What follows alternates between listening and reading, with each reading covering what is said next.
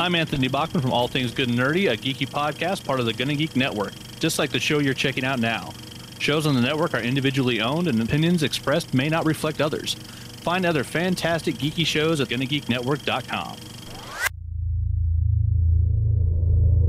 Hello, listeners. Thank you for joining us once again on the Sci-Fi Sundae version 2.0 podcast. We want to hear from you, our listeners, on your thoughts of the Star Wars Skywalker saga as we count them down to the rise of Skywalker. Simply call 760-456-9469 and leave us your review of any one of the Skywalker saga films, and you may be featured in a future episode.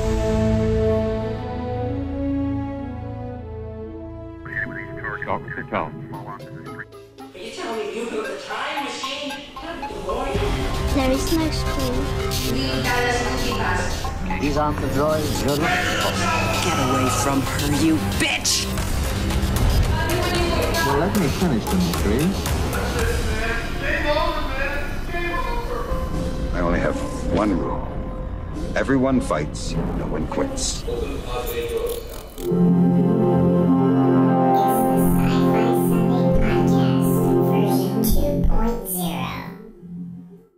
That's right. It's the Sci-Fi Sundae podcast version 2.0. I'm your host, David Dawson, and I want to thank you all for joining us today. Before we get into the episode, I want to make a formal announcement that Sci-Fi Sundae version 2.0 is officially joining the Gonna Geek Network at GonnaGeek.com.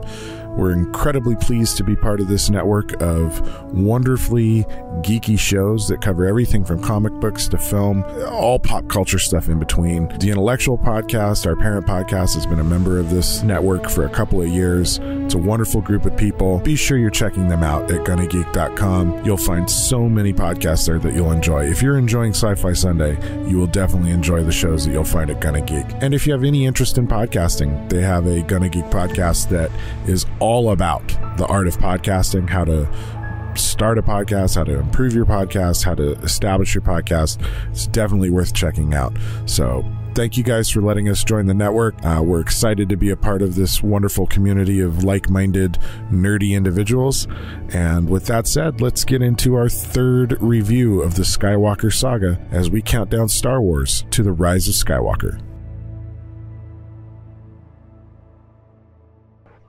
Welcome to the Sci-Fi Sundae podcast version 2.0. I'm your host, David S. Dawson, and today we've got a huge panel of people talking. Well, it's the same size panel as normal. We're just missing one and replaced it with another. But joining me for our third Star Wars Skywalker saga review, Revenge of the Sith, is Mr. Mike Peterson. What's up? Mr. Steven Schwartz. How you doing? The lovely Ms. Teresa Dawson. Woohoo! And my long time friend, Mr. Brian Keith Davis. What's up? Hi, guys. Hi. So we're missing one of our regulars today, Mr. Jordan Jacobo. Oh, it's never like that. I think that was deliberate. That sounds deliberate. It might have been deliberate. Okay. He wussed out, said that the length of these podcasts are a bit much for him to deal with. That's okay. It's all cool. He took the option of calling in and leaving us his review of Revenge of the Sith, which all of our listeners are welcome to do as well. You can call us at 760-456-9469. Just leave us a voicemail, and you could end up in an episode of the Sci-Fi Sundae podcast with your review of one of the Skywalker films that we have left to review, which we're going into after this one. We're going into the original trilogy, which will be interesting to see how the tone of these reviews shift. But before we get started on our own personal run through, let's listen to what Jordan had to say about the movie, okay? All right. While Episode 3 isn't my favorite of the prequels, it is, in my opinion, the best and most polished. Of course, it's all relative, as identifying the least flimsy of the prequels is like pointing out the least smelly turd in a field of cow pies. While it's certainly more polished than its predecessors, there are problems with it right off the bat, including the fact that General Grievous, one of the film's supposed villains, inexplicably features a hacking emphysema cough. That, coupled with the fact that his voice already sounds like Triumph the Insult Comic Dog, makes him nothing more than a villain for me to poop on. Meanwhile, after 3 years, Chancellor Palpatine is somehow less old than he was in the last film, but noticeably fatter than he was before. Do they not have treadmills in space? And why, after 3 consistently impressive and subtle performances in previous Star Wars films, was his acting cranked up to 11? Also, how did the entire universe so easily cozy up to this creepy new appearance? Ladies and gentlemen, I give you Emperor Blatant Villain. Now, of course, there was stuff that I did like about the films, namely seeing C-3PO in gold, R2 kicking ass at the beginning, those brief Millennium Falcon and Tantive 4 cameos, and, of course, the triumphant return of the mighty Chewbacca. And the planets were beautiful, and their designs were well thought out, and I loved seeing the variation among the clone troopers who had developed what seemed to be individual personalities.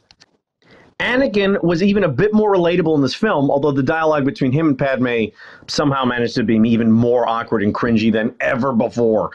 One notable milestone of Episode 3 is the fact that it featured what I consider to be the worst fight scene in Star Wars history. I've been waiting years to see Palpatine fight, and all we got was a series of oddly fatal, incredibly convenient flesh wounds that took out 3 of the most powerful council members in under a minute. I've seen more skilled swordsmanship in Monty Python films.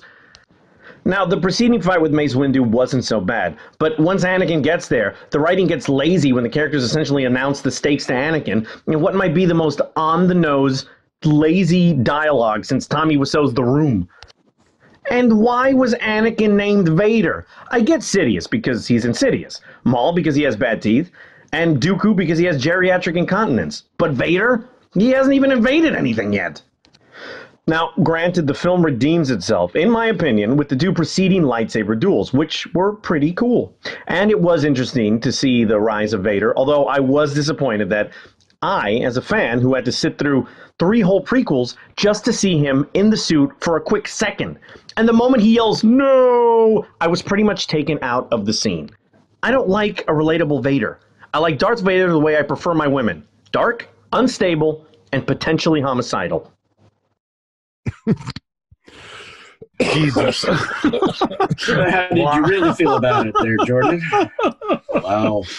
And that last comment there shows us why he's the host of You're Gonna Die Alone. Right. Wow. My Macy didn't get a plug-in. A lot to unpack there, but I think rather than going into Jordan's review, which stands on its own, let's head into this on our own, okay? Revenge of the Sith. Finally, an exciting scroll. Starts with war. Yes. What is it good for? Absolutely nothing. Say it again. Is there anybody who reads that scroll who doesn't think that in their head when they read it? I mean, that's me. Immediately, and even after years, and watching it last night, seeing it again for the first time, that was my reaction. I was like, war! So the scroll finally sounds exciting. All the way through, it's intriguing. And then we open into what I think is probably the best space combat in the entire saga. I thought that space battle was just incredible.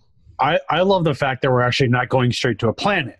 Like every other thing, you pan down, you go over to some other planet. Besides New Hope, where you got the ship coming straight out, from behind the camera. But you come up and over one ship, and bam, you are right into the middle of a space battle. That's how you get you right off the bat. Yeah. I thought it was it's wonderfully rendered, and that whole opening bit is a single take. Granted, it's all in the computer, but it was cool that it was done as a single take, one camera shot. Following the 2 Jedi fighters was awesome. Yeah, you really get to see the 2 of them, Anakin and Obi-Wan, actually working as a team and functioning as a unit for once. Yeah, when they're flying next to each other, there's so many times when they're just inches away from each other, just moving through stuff. It was really cool. Total Blue Angel style. Yeah. Yeah, I also like the little call forward, if you will, to the front window to the 2 fighters. They look like TIE fighters. It looks like you see like there's going to be an evolution to the TIE fighters, especially when their wings are deployed. You see it in all the previous films, like a little bit of previous evolution or back evolution, I guess, of all the ships. But especially in this film, you really see where X-wings are starting to come out. You see where the TIE fighters are coming out. The Star Destroyers are starting to take shape, especially at the beginning and the end of the film. Like it's really cool to see how all that stuff really starts piecing together. Yeah. Famously, George Lucas told the ILM animators and stuff, for this battle, I want you to throw everything in the kitchen sink at it. And one of the pieces of shrapnel that smashes into one of the destroyers is, in fact, a kitchen sink. Yep. So, Really? yeah. Wow. So now that we've got huge TVs at home, I can watch this again and have watch it again and try and find that kitchen sink. It's pretty funny. We also get to see Anakin's inability to lose someone on full display here, because as great as they were going together, the second Obi-Wan gets into some trouble and tells Anakin to jet and go do what he's supposed to do, he refuses to leave because he's not going to leave Obi-Wan behind. Which is cool, but also a reminder to us of his inability to accept that sometimes you have to lose people in life. Which is that's his main fall, which you see throughout this entire film. This is what makes him fall to the dark side. Yeah. The entire look of Anakin and Obi-Wan is perfect. You see Obi-Wan really he's got the short hair again. He's really starting to look like Obi. Yeah. A little bit of the gray hair is coming out. And you could really see Ewan McGregor trying harder to connect his performance to Alec Guinness. Completely. And that's one of the things he says he's really excited about coming back for the Disney Plus series, is that was his favorite challenge in the prequels as an actor, was really studying Alec Guinness and trying to figure out how to make that connection. Yeah, Yes. there's the different hand mannerisms of stroking his beard is basically the same thing as Alec Guinness. Little subtleties, but there was one that really stood out for me was when he first is confronted with General Grievous, and his reaction to seeing him, it was, "Hello there." It's the same thing he says when he sees R2 for the first time. Yeah. Or again. And Obi-Wan is on fire in this battle scene. When they go crashing into the ship, and the two of them are both, having a hard landing on the deck, Obi-Wan just pops right out of his canopy into a somersault, flips his lightsaber on, smashes out 4 droids, right? And then is relaxed while Anakin's busy fumbling with his seatbelt. Obi-Wan's just badass in this movie. Like he's totally come into his own as a Jedi. And right down to little things like Anakin says, this is probably a trap, Master. What are we going to do? And he says, spring the trap. With this beautiful smile and excited. I don't know. I really dig Obi-Wan's attitude through this movie.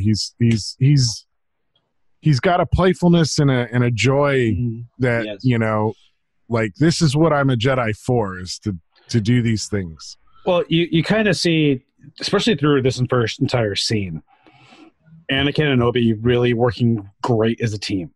Mm-hmm. From flying in to in the close proximity of the elevator, taking out the troop of droids, like all those little things.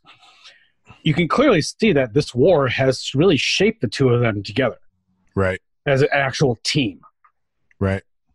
Which it'll get into this a little bit later on, but if you watch the first Clone Wars series, you get a little bit more of the in between Attack of the Clones and Revenge. But if you're just taking it by the movies, there's you miss a lot of that kind of stuff, like Anakin's scar over his eye.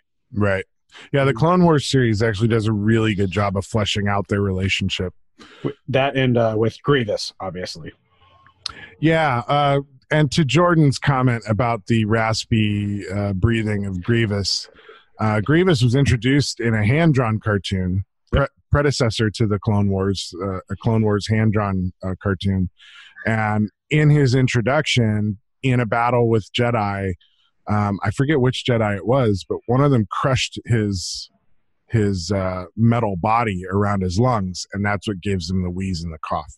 So there is an in-canon legitimate reason why the character has that cough and that wheeze in this film, which I thought was cool. It was kind of the first time in Star Wars that they brought, I mean, I guess they did it with Boba Fett, but they brought something from something that was animated between the films and brought it into the actual film itself. So it's kind of fun that they, I guess, continued that tradition, right? With the Grievous character. I was wondering that when because the cough did seem kind of out of place, and I'm like, I wonder if they're gonna reveal why that is somewhere else, and it's cool that they did. Yeah, it was really cool. And he always wanted to like self-improve his body. That's why he became more metallic. Like he only kept his entire lungs and his heart. That's like pretty much the only thing like human or in his head. Alien in his head about it. Everything else he wanted to keep advancing, so he kept more going to be more droidish. Yeah. See, I didn't know that. I'm going by the fact that I never watched any of the animated series, so I just see his General Grievous as he is. Right, exactly. Taking him as the character who he is, and my reaction was the same as Jordan's. I mean, what's with the hacking cough? I mean, all right, you want to add something to the character, but that was really annoying. It reminded me of my mom just coughing all the time. So. Well, I think one of the interesting things about the cough too, though, is I think it does serve a bit of a story beat to show, especially people who don't know who Grievous is, that he's part flesh. Because a fully robotic character wouldn't have a cough like that. And you don't really. There is part of him that's biological, right? And you don't really see that he's actually real life until Obi shoots him, and there were right when he pries open his chest plate, and you see that little tiny shriveled lungs and a heart. Yeah. So, anyway, we talked about the rasp. How about R2 being badass? Yeah, I mean, lighting those two battle droids with his fire jets. He's the ultimate space Swiss Army knife. I mean, he's like got gadgets coming out of him like crazy, and it's like, where did this all come from? Yeah, I don't know how I feel about R2 in the prequels, because R2 in the prequels feels completely different from R2 in the rest of the movies. He's so advanced in the prequels, right? And it's like Flintstone kids. The Flintstone babies had remotes and things like that the older people didn't have. It's yeah. Yeah, and where is all that stuff when it could be really useful in the later stories, And I think it's the danger of doing prequels, right? You kind of set the tone for a character one way for the first stories that you're telling, and then how does that fit in with the stories you're telling later, which are supposedly preceding, And it's the technology problem that a lot of people have. Star Trek's encountering that problem all the time. As they go back to various prequels that have, more advanced looking technology than the original series. Well, it's even to personality. Like somebody pointed out online that, and I didn't notice when I originally watched it, R2 trips one of the battle droids in the main room when they're doing lightsaber battles and stuff. He just rolls up and trips one of the droids. Right. But to me, that gives him more personality. You're right. He does later on in the original trilogy. He didn't have as much of that kind of like playfulness, it seems. Yeah, I mean, he had some of it, like when he shocks the little guy in Jabba's palace. I can't remember. Right.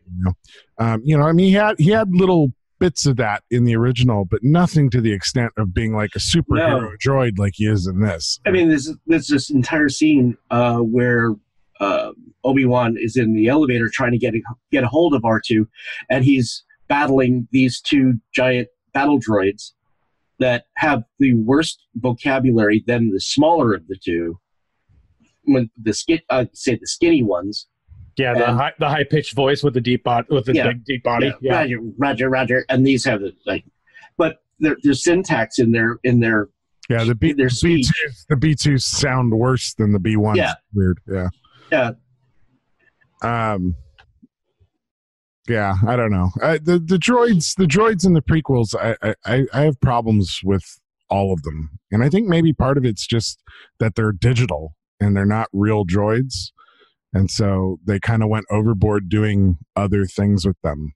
I don't know, and they're inconsistent. So R2's got rocket packs now. Well, when the ship goes vertical and everything's sliding down, why doesn't he just fire off his rockets and go flying away from all the stuff that's sliding down? Why does he fall on his back and slide with everything? Like, it's totally inconsistent. So I don't know. They're not plot holes, but they're holes that drive me nuts. But let's get into some more things. I really dug Obi-Wan saying to Palpatine, Sith Lords are our speciality.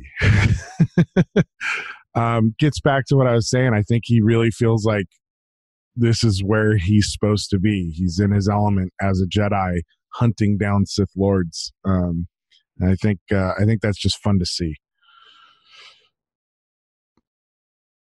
Anybody else? I agree. The fight's nice and choreographed very well. Although I still think Obi-Wan should have a completely shattered leg from having the what about platform.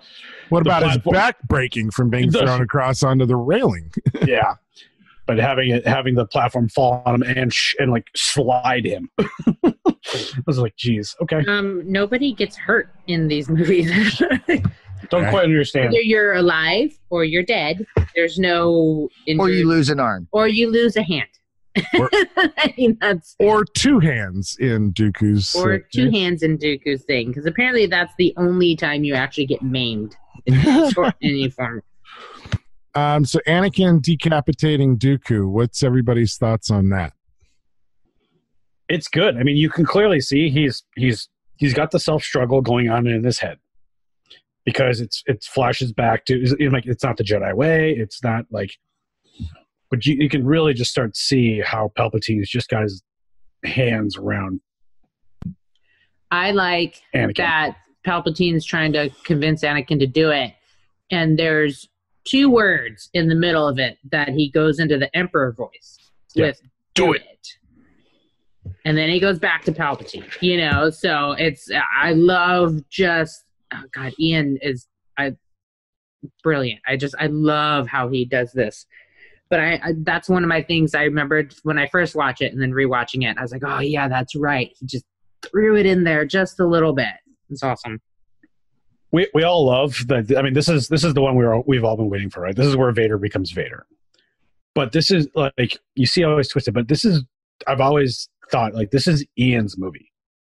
This is where he just shines, and you really see where the Emperor really comes in here. Mm. Well, I do like how it did still show that there is good in Anakin, and he is just a tormented soul more than anything, and trying to understand what is the right thing to do. How far do you go for the ones you love to protect them, and what's right or wrong? So I in the originals, the whole premise of there's still good in him. Well, I like that you, in these, and especially I think in this one, you do see it. You do see that there is good in him. And there are times where he tries to make the right decision, but he's just not always entirely sure what that right decision is. Well, and I think that's the most grown-up part of this story, is the fact that it is based in the war, and those decisions are not clear. And this scene very much mirrors the scene later with Mace and Anakin with Palpatine. What is the right choice in the midst of that battle? Because you have a legitimate right to kill your enemy in battle. He's certainly trying to kill you, and has been in both of these cases for years. Whether he's armed or not. Yeah, but do you take them back for trial, or do you just end it right there and be done with it and not deal with the sloppy mess that comes afterwards? It's a difficult choice. And it's a choice that warriors face all the time. And I think watching Anakin go through this, and then he's really trying to legitimately fall on the side of morality. It's not the Jedi way. This isn't what we do. But in both cases, the argument is made for him that they're too dangerous to live. Don't allow it to happen, whatever. And the first time he's convinced of that by Palpatine. The second time it's Mace trying to convince him to do that to Palpatine. And he's already gone through this with Palpatine and regrets it. And now the people he's supposed to feel are morally better than the Emperor are falling down that same path that he fell into before. And I think that's the switch that flips for him. So I thought this scene here was so important to this movie, having a cohesive narrative. Well, and then the little bit that a lot of people miss right afterwards. It's not the first time you've wanted revenge, as Palpatine's talking to him. Yep. He goes back to the Tusken Raider camp. Yep. And that's where a lot of people kind of miss that little segment as they're walking away. Yeah. Yeah, and I thought this was some of Hayden's better acting in the series.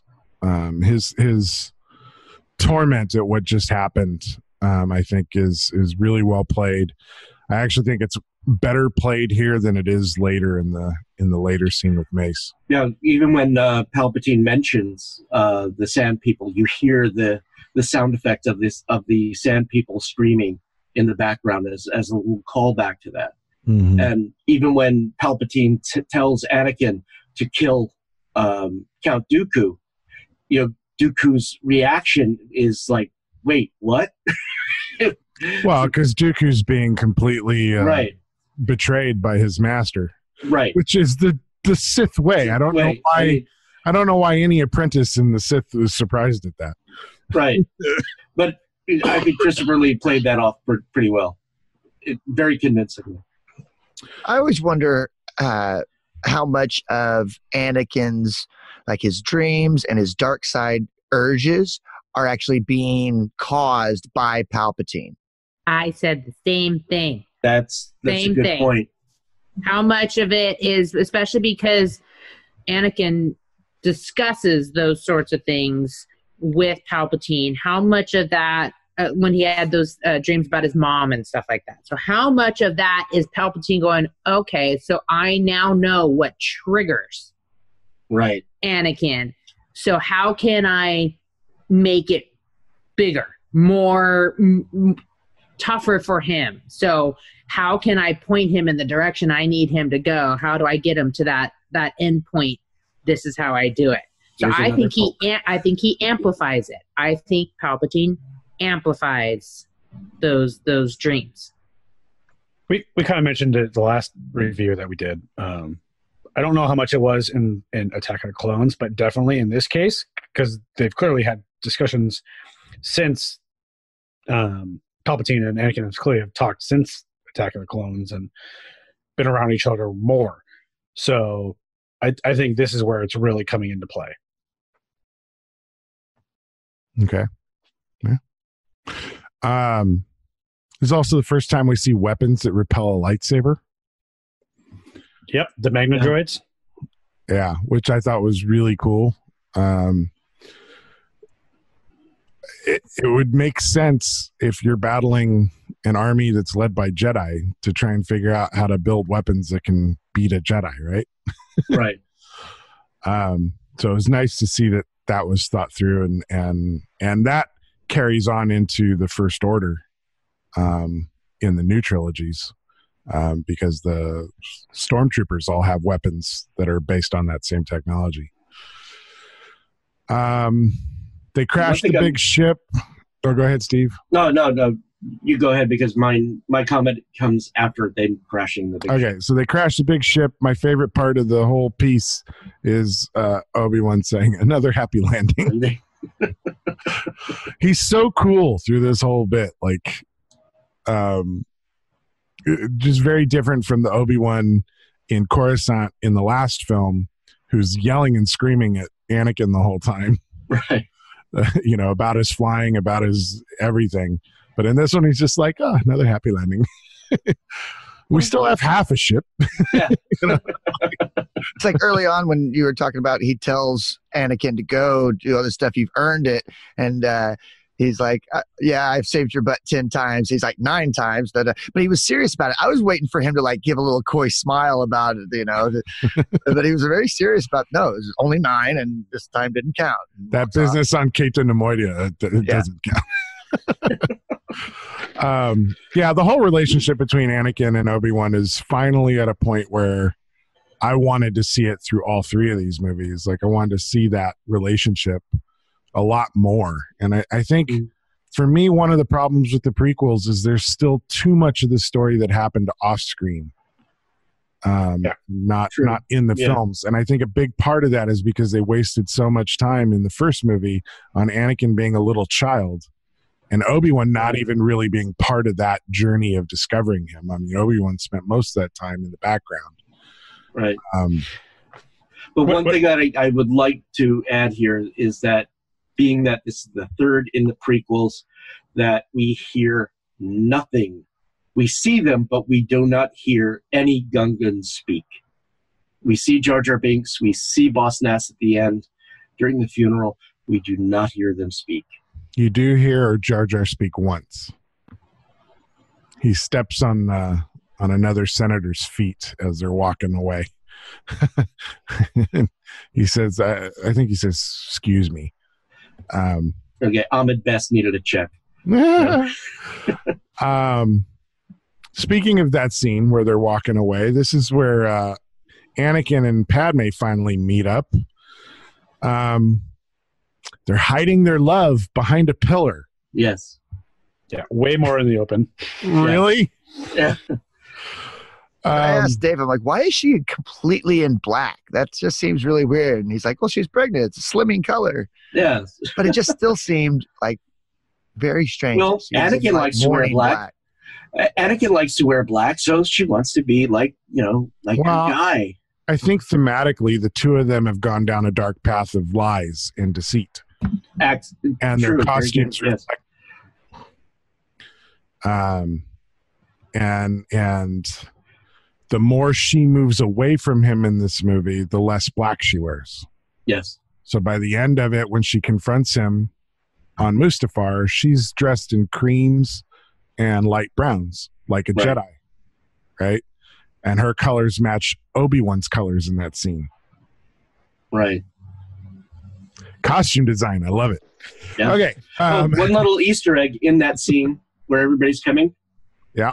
Behind, I think it's either Obi-Wan or I think Bail Organa, is a woman with a blue face. And that was George Lucas's daughter. Yep. Yeah, the Lucas family make a number of cameos in this film. So the 2 of them Padme and Anakin still have 0 chemistry, and the dialogue is as horrible as ever. Do we all agree with that? Completely. Oh, yeah. Yes. Oh, yeah. Okay, we'll just move along. We don't need to go. We don't need to go any further into that discussion. Yes, we don't have to go scene by scene. Padme's character is. We kind of mentioned this last time. Like Dave, you put it in a great spot. That like her character goes where the script needs to go, or the dialogue needs to go. Yeah. She's so weak in this movie. Like she's not a strong character at all. Like she was in the previous movies. Not at all. Not at all. And it's so weird to see Padme's character completely backtrack like that. No, that's a really good point. She's like combing her hair. She's like, I want the baby to be born at home and live by the lake. Nobody will find us. And she's just like, hey. You were just on a pillar kicking some major monster ass in the last film. All of a sudden you're... Oh, that was years ago, though. But yeah, it's completely different 180 for her. Yeah.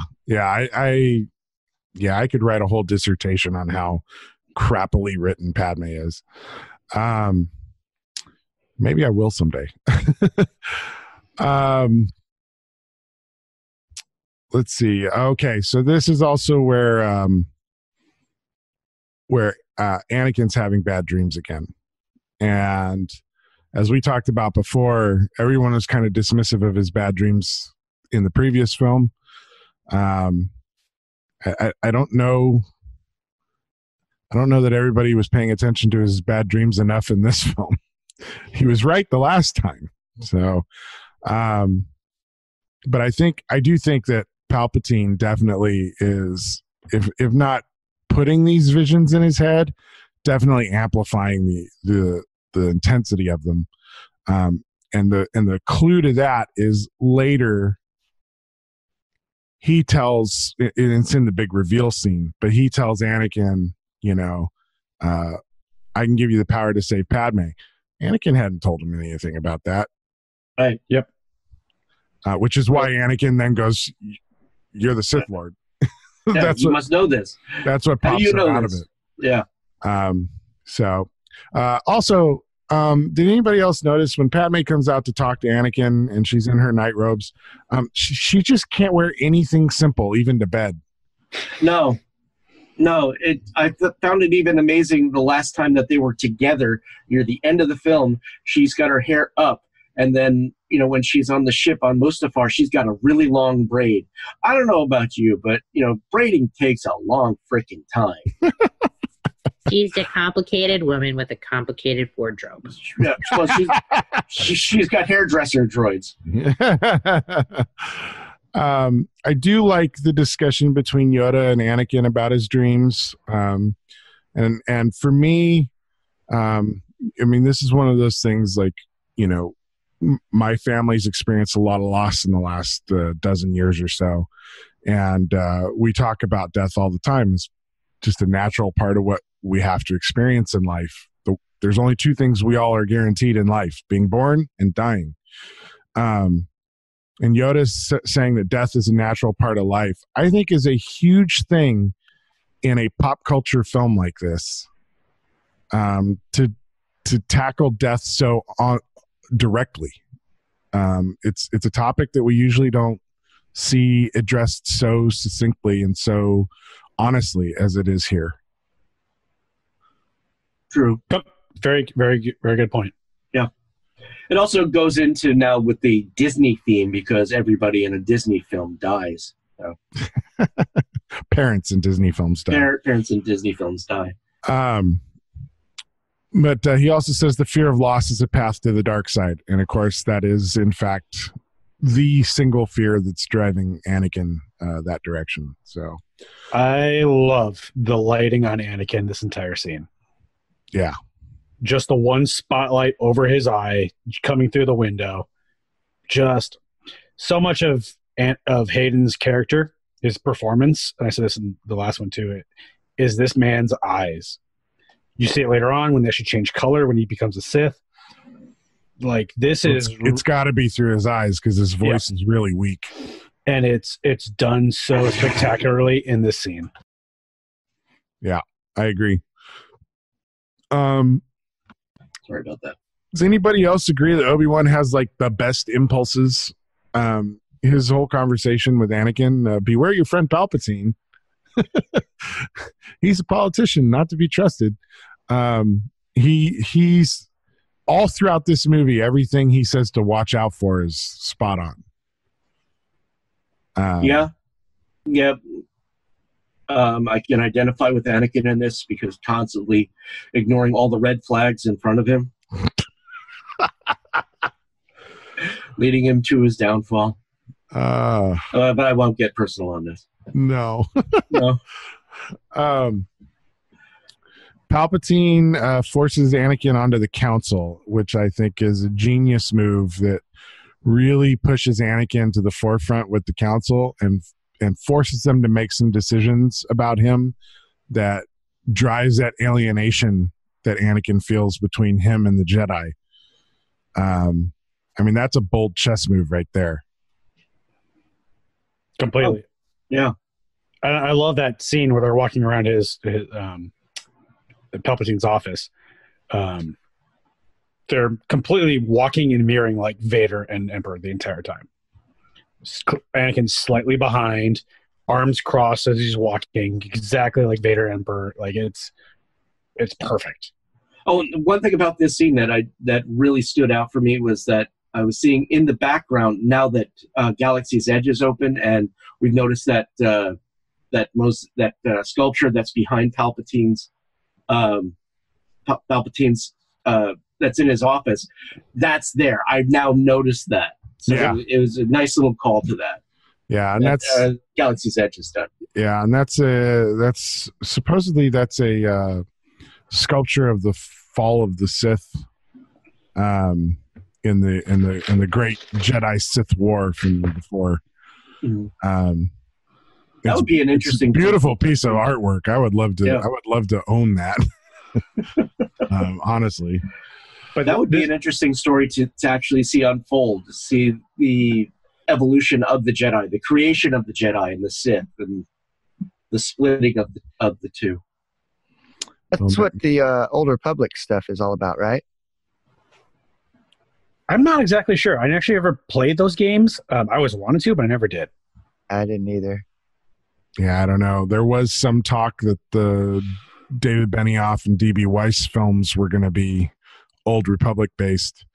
But Lucasfilm and them have separated ways, and nobody knows what the next set of films are going to be. So it's an interesting time for Star Wars.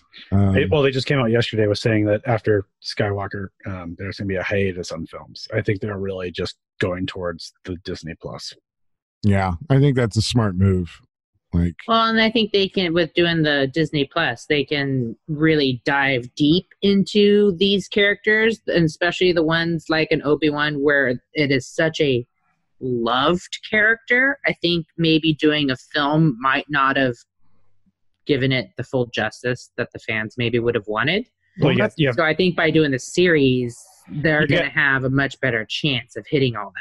Yeah, you've got 10 hours of content versus 2.5. Yeah. Well, and I think it's an interesting point. Like the other major star franchise is Star Trek, right? Which was born of television and went to films because of Star Wars, but never stopped making TV, right? I mean, we've had so much Star Trek on television. It really builds that universe. And I think Star Wars is at that point where it's like, yeah, you can give us 6 hours of content every 20 years on the big screen, but there's all the story around it that everybody wants to hear about, that everybody wants to see, this grander universe. And I think the films are kind of stymied by this limited amount of story that you can tell within the time. And I think that's why people loved the novels so much. It's why the extended universe was such a big deal. It's why the Star Wars comics were so popular. Is Star Wars fans want that kind of continued larger storytelling. And some of the best Star Wars storytelling of the last 10, 15 years has been the Clone Wars cartoons and Rebels, these series that can get deep into the lore, right? And we've had this discussion a couple of times about wanting to see things like the Jedi holocrons on the big films, a lot more of the gray force storylines in the films. And I would love to see that, but the problem is like developing those pieces out and introducing them in the films takes away from telling the primary plotline story of the film. So they keep not showing up in the big movies, which is a disappointment to the people who are spending hours and hours and hours of time watching, the cartoons.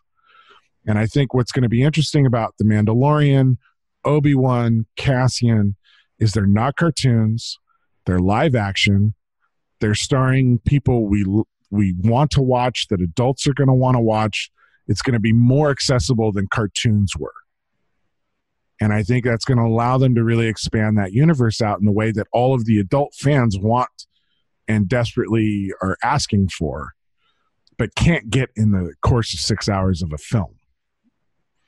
So the more series there are, I think the easier it'll be to do films later where they can bring in some of those aspects of the Force that are hard to introduce in these movies without it feeling like it came out of left field. Right. They'll be able to say, hey, you're watching our shows here. They're tying in. It's the same thing Marvel's going to be doing. The stuff happening on Disney Plus is going to tie into the films. But I think the idea that Star Wars films then become event stuff, and maybe that's a way to go, is you build up a bunch of story in the TV series, and then it culminates in like a trilogy of films that finish off all those stories, kind of like Avengers, but all the building stuff is done in Disney Plus. I don't know.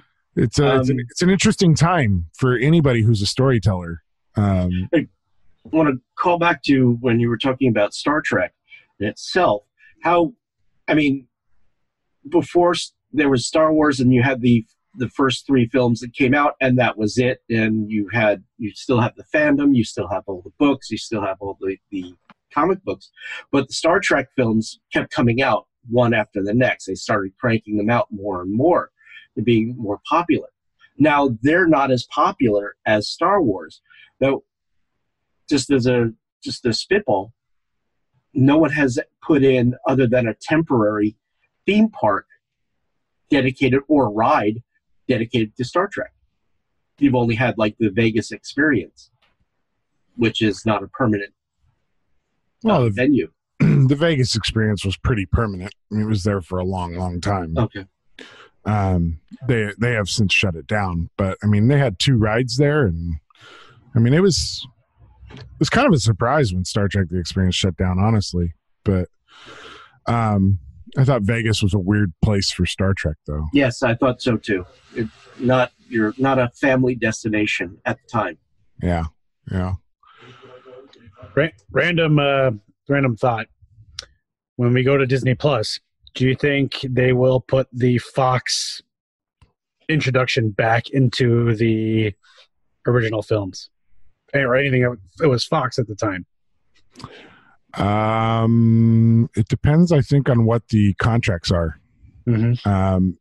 Now, the fact that Disney owns Fox, right, it doesn't hurt them to leave it in. No, I mean, when I watched Revenge of the Sith, there was no Fox logo. Just went right to the Lucasfilm and then to the opening. Where did you watch Revenge of the Sith? On Amazon Prime. Really? Yeah, I had to buy it because I don't have a copy of it. But there was no Fox logo at the beginning, huh? No, not at all. Yeah, because I watched it on DVD, and so I obviously still had all that. Yeah, I watched it on the Blu-ray. I had no idea that And this is saying on Amazon saying theatrical release, and I thought it was a bit strange we didn't have the 20th Century Fox or the fanfare. Just went right into the Lucasfilm. Curious. Very curious. Now, is that something just for Amazon, or? I don't know. No idea. I didn't know that there were any copies out there that didn't have the 20th Century Fox logo at the beginning on the presentation. So something to look up. Okay, back to the film. So Mace Windu doesn't trust Palpatine or Anakin for good reason. And this I think is interesting because Yoda then admits, because Obi-Wan says, well, is he not the chosen one? Is he not meant to bring balance to the Force? And Yoda says that the prophecy may have been misread. It's the first time anybody in the films has been like, well, prophecies, they're kind of a dangerous thing to interpret. I was like, wow, why are we only just now hearing that might be the case? Yeah, bring balance to the Force. What does that mean exactly? Yeah. And I think to this day, everybody's still arguing about what that means. So, well, yeah, is Anakin the chosen one? Is Luke the chosen one? Like, it's still like a lot of people. It was a big letdown for everybody because here they are. They're waiting for this is the guy. This has to be the guy. This is the one who's going to bring balance to the Force. Nope. Well, again, it depends on what you think of what balance to the Force is. Right. In the end, at the end of this film, for all intents and purposes, you've got 2 Sith and 2 Jedi. 3. Well, okay, 2. Yeah. Now, granted, throwing Leia a bone. So yeah, she's not a Jedi. She's Force sensitive, and there's other Force sensitive people. There are other Jedi around, but they're all in hiding. But predominantly, you've got 2 Master Jedi and 2 Sith left. Is that not balanced? Exactly. Very good point. I don't know if I actually had thought of it that way before. Yeah. And what did they consider balance? Well, and that's just it. Like for the Jedi, the thought of balance means, the light wins out, Right. And Yoda said that. Yoda said maybe misinterpret the prophecy we did, So I remember, Dave, you and I had this conversation after. I remember this one because everybody was all this and that. And we're like, see, he balanced the Force. Yeah. He totally balanced out. By him becoming Vader, he has now balanced out the Force. So didn't he fulfill the prophecy already? Yeah. In that aspect? And if you want to get into the sequel trilogy, Snoke's comment that as Kylo Ren rose to power, the light would rise to meet it. Right? That's balance. Right? Equal Force dark, equal Force light. That's balance. That's truly balance. And I think that's really what the prophecy was. But the Jedi, in their arrogance, believed that balance was all light. Very good point. Yep. Which is why I love the idea of the gray Force users, the people who accept dark and light both. And you get a bunch of that in Star Wars Rebels. And I hope that the Disney Plus series, this opportunity to tell these larger stories, can actually bring the story more into that kind of realm. I think it'd be way more interesting. So, Anakin's torn between 3 allegiances. He's got his allegiance to the Jedi, he's got his allegiance to Palpatine, and he's got his allegiance to Padme. That's a lot of tugging and pulling in different directions. A lot of weight on different shoulders. And I don't know that he has I don't know that any one of the 3 is more important to him than the other either. It's all kind of weighing on him the same in different directions. So you do kind of feel for him. It's like a kid who had nothing suddenly has the universe at his fingertips, and he doesn't want to let go of any of it. So. Well, and what better way to make you love a villain? To see how they fall, and if it's out of love and loss, it's a very relatable thing to understand what the driving force behind this character. True. That's very true. The opera scene, probably one of my favorite scenes in the entire film. Absolutely. I remember watching it the first time and going, okay, we're kind of in that slow period of Star Wars, right? Which we've had every film. But when you really dissect it, so I think I really paid more attention to it the second time I saw it, to see everything that's going on in this scene with Palpatine and Anakin, and all the backstory of Plagueis is awesome. Well, and it's also the first indication you have that Palpatine knows what Anakin's dreams are, because this story is like custom built to appeal to Anakin's deepest fears.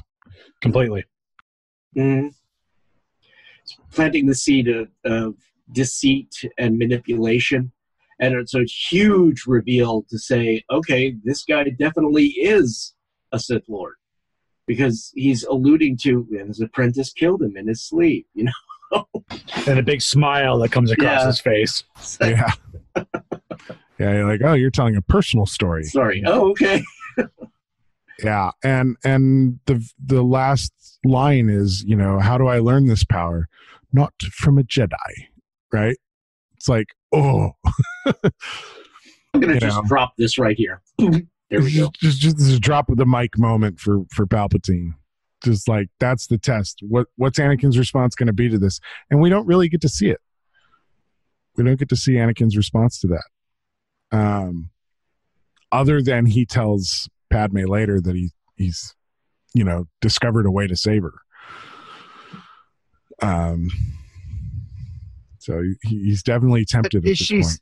What does he need to save her? Is she sick? I mean, just because of his dreams? He's been dreaming of her dying in childbirth. That's what he's terrified of. Yeah. And then we can talk about the childbirth death later.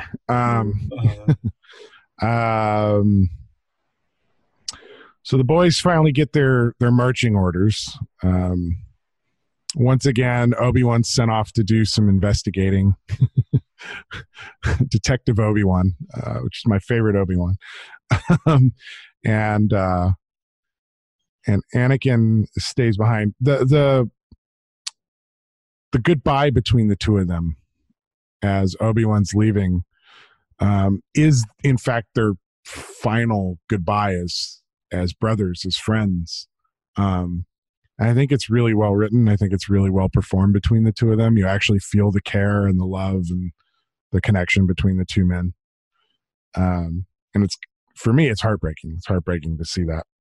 It is, and at the same time, like you're kind of wondering how much Anakin is just putting a face on, because he goes to Padme right afterwards, and he sorry, and it's like, well, no, Obi-Wan can't help us. Don't worry about him. Well, look, Anakin is always torn between his allegiances, and he's never told Obi-Wan about the two of them. So I don't think he's about to start now. Like, right. I mean, talk about letting your mentor down. On top of everything else, I've been lying to you, and I've been sleeping with the senator, and we're going to have babies, which is totally against the Jedi code. Oh, and I'm on the council now, so I'm really up Schitt's Creek, which is going to make you look really bad. It's like right. So I think it's a complicated issue of telling Obi-Wan for Anakin. Like he maybe wants to, but like at this point he's so deep in the shit. Right. Good point. Yeah. And I think it does weigh on him, the idea of like disappointing Obi-Wan. He doesn't want that,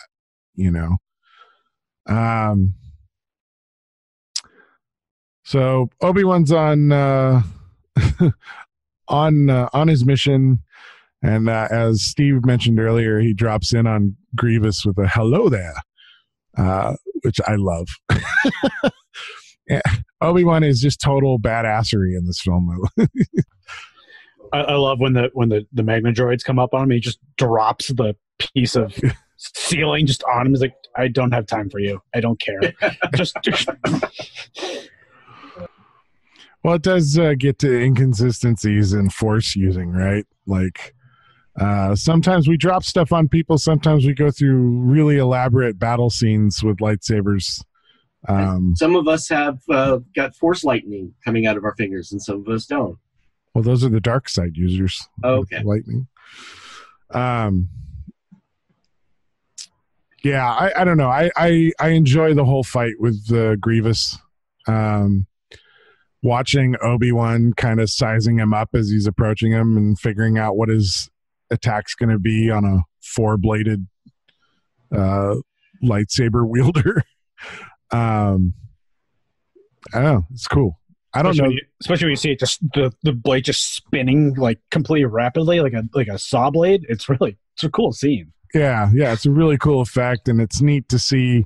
Okay, this cyborg dude has like done some really cool stuff with himself too. Like fully rotating wrists, and the ability to do cool stuff that you can't do if you're a human.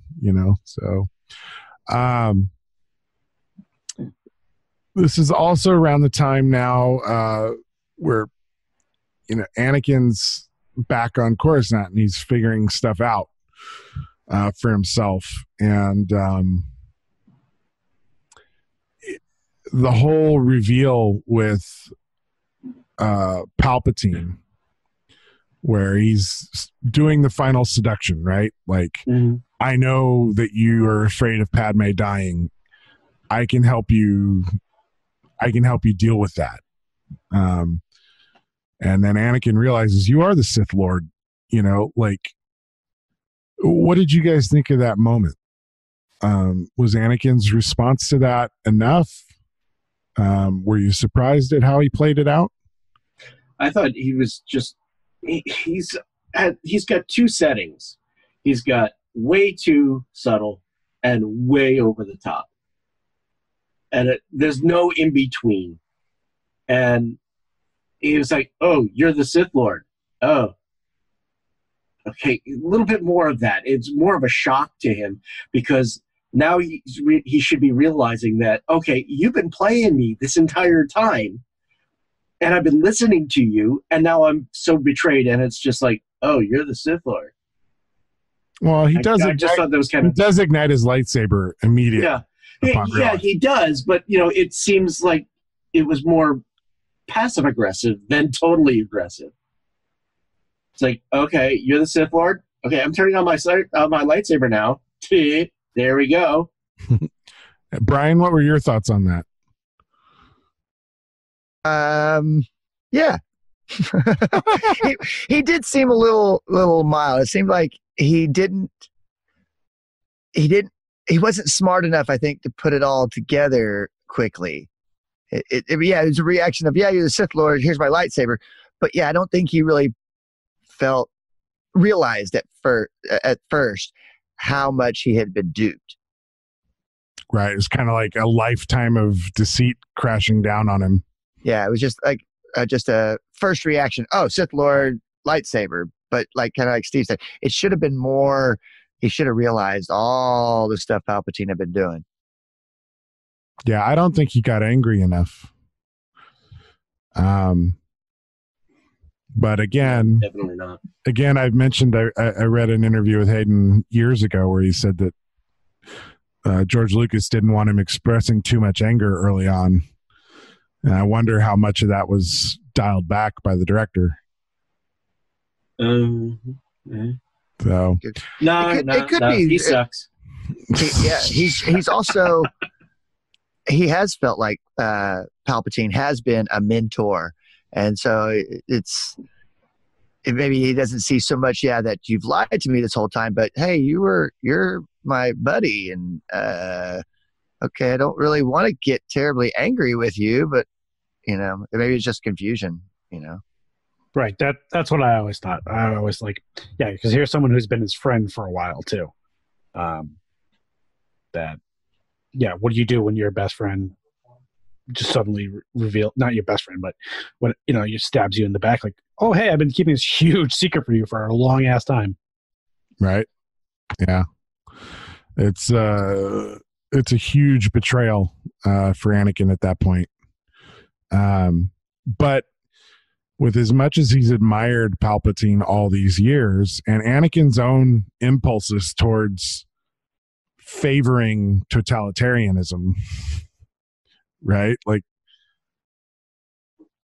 that admiration and that desire to see a strong leader still sits with him. So now he's got to question everything he's ever believed counter to Palpatine. The Jedi teachings, do they match up with what he sees in Palpatine? Now he's really being tested about what his allegiances really are and where he really wants to be, But his first impulse is to go turn him in. Right, exactly. It's completely opposite of, it goes back to also going to Dooku. Like, okay, I don't know what I should do about this. Let's just end it. Or, this is probably where I should actually tell the Jedi what's going on. Yeah. Yes, but his reaction was just so low key to where, okay, you're the Sith Lord and you've betrayed me and you played me. But in a way, his low key reaction is quintessentially Jedi. The Jedi, as we've seen them in the prequels, very much keep their emotions in check. True, yes, but this is Anakin Skywalker who flies off the handle, who can at times and has demonstrated that he can't keep his emotions in check. The case in point, going after all the Sand People for his mom. And then it was like Palpatine was constantly, poking him with that and like pulling a thread out of the safety net, pulling a thread. And yeah, but I think there's a difference between your mother just died in your arms and the rage that you feel at that, as opposed to the kind of interpersonal hurt of betrayal. Doesn't necessarily lead to instant rage. Maybe it's just me then.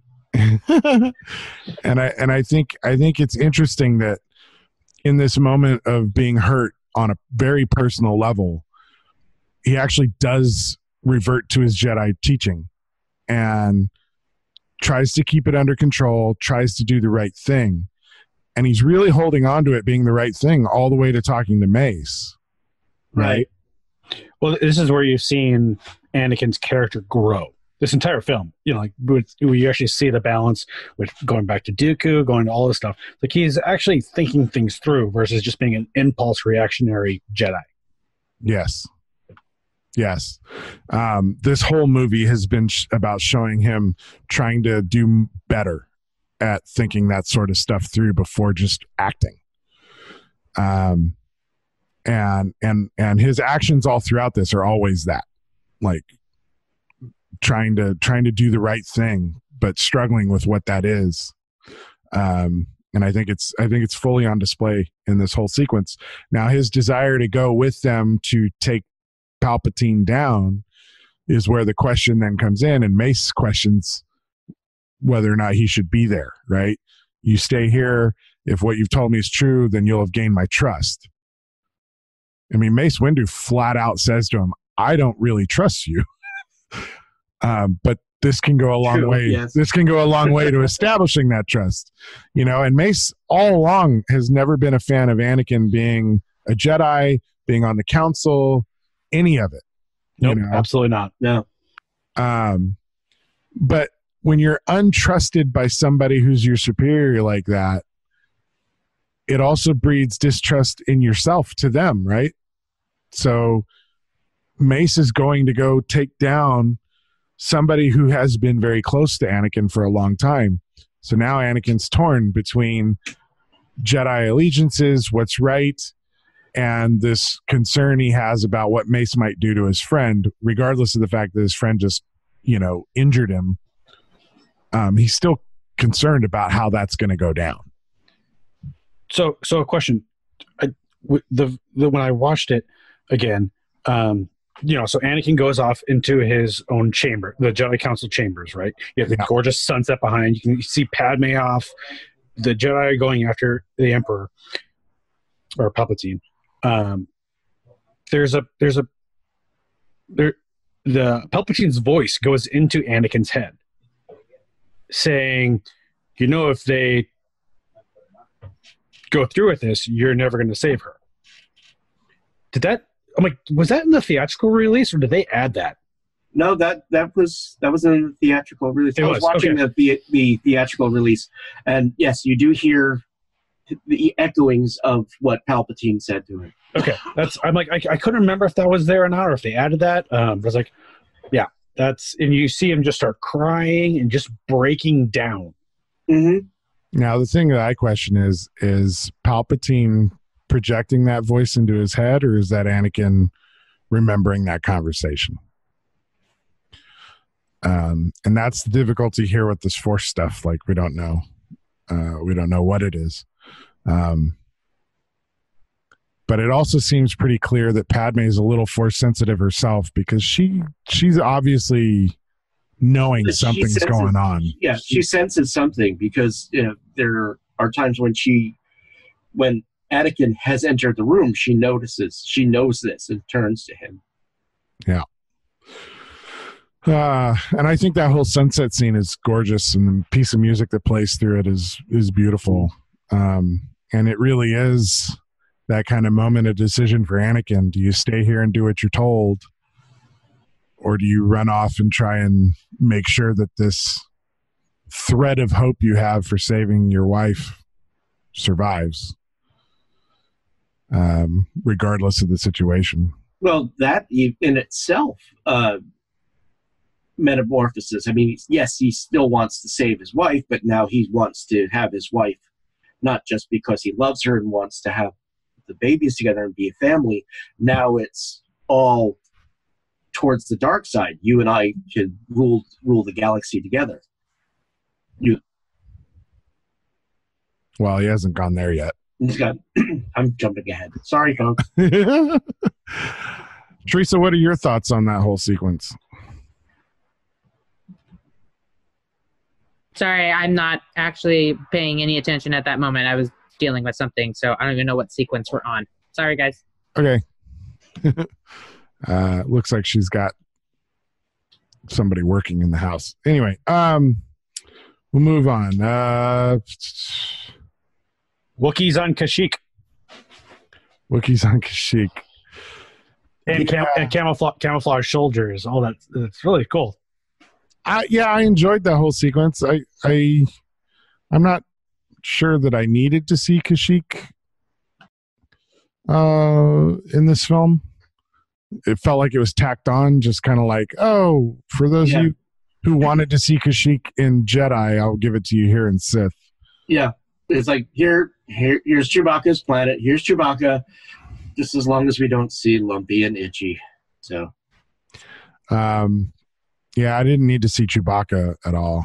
No, I agree with that. No, I don't. That really felt tacked on. Yes, because at this point too, like Star Wars hadn't gone through its whole like canon, what's canon, what's not, rechanging. And Dave, you and I had talked about this when they did the Solo film. There's a Han Solo trilogy book series that's phenomenal, but is no longer canon, which I hate. But it shows really more of Chewie's backstory in that, and it wasn't anything revolving around being a warrior on Kashyyyk. Yeah, the whole thing just felt off. But that's my feeling. You also get the crazy Tarzan call from that was a bit much. That was a little too much. It was too many things on Kashyyyk because they used that to pull me out of the film. You know. Yeah, I mean they used the same thing in Jedi with the Ewoks swinging across. They did the same thing. It was just too campy. Yeah. How's that any difference than the humans saying, charge or onward or, Avengers assemble? How is that any different? Well, it's the Tarzan yell that it doesn't actually seem to that. Tell me that's not. I mean, it wasn't necessarily that. That's not how it sounded. It totally did. It did totally not. did. It wasn't that bad. It wasn't that bad, though. But again, though, how is that any cheesier than the humans doing that sort of stuff? Well, charge is a command. Avengers assembles a command. And that might be, but that might be their command in their thing. And those are actually canon. Yeah, those are actually canon to their stories. Yes, the Tarzan yell is Tarzan yelling as he swings through the tree.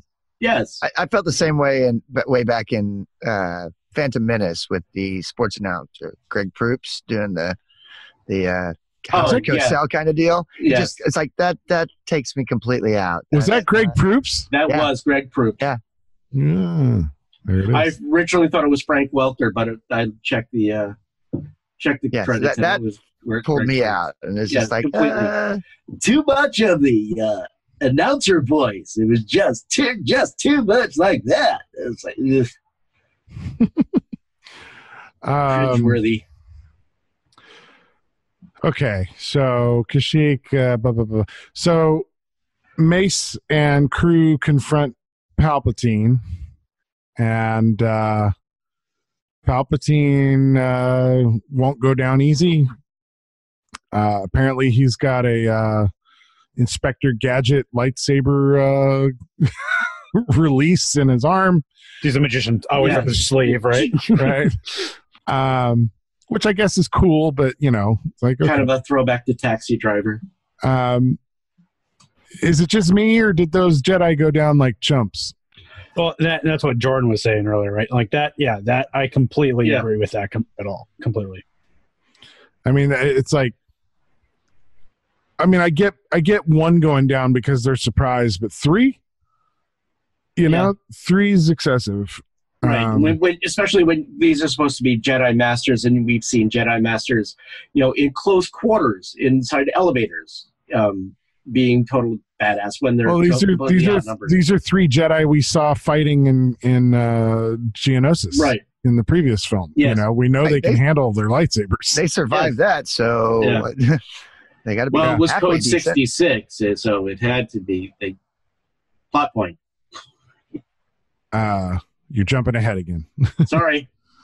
The Great Deflator has joined Sci-Fi Sunday. The whole attack. I don't know. I would have liked to have seen that last more, but I guess it's also the same problem you had with the Dooku fights in the previous film. You've got a geriatric fighter opposite all these young guys who've been doing amazing lightsaber duels. How do you make that sustain itself in any sort of logical fashion? Which I think is why ultimately the battle between Palpatine and Mace doesn't last terribly long, and the majority of the lightsaber dueling we see with Palpatine really is with Yoda, who's all digital. And also mostly is not a lightsaber duel. It's a lot of Palpatine chucking Senate seats at Yoda. Flying saucers.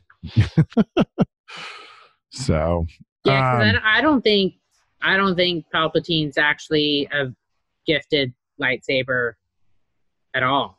And all his stuff is all throwing and force lightning from hands and stuff.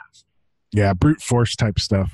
Yeah. But I think that's also him. He knows that he's not the gifted lightsaber. He's not that, and he knows that. So he just sees it as the unlimited power that I don't even need a lightsaber. I can just do it. Yeah. With my mind. I don't need any tools. And of course, we've now talked already about Mace and Anakin having the debate about what to do with Palpatine. Was anybody surprised at how that went down? I really liked the self-mutilization that the Emperor does with the lightning, to just get that he's willing to deal with the pain just to twist Anakin so much and throw him, pretending like he's dying. He's really in pain. Weak, so weak.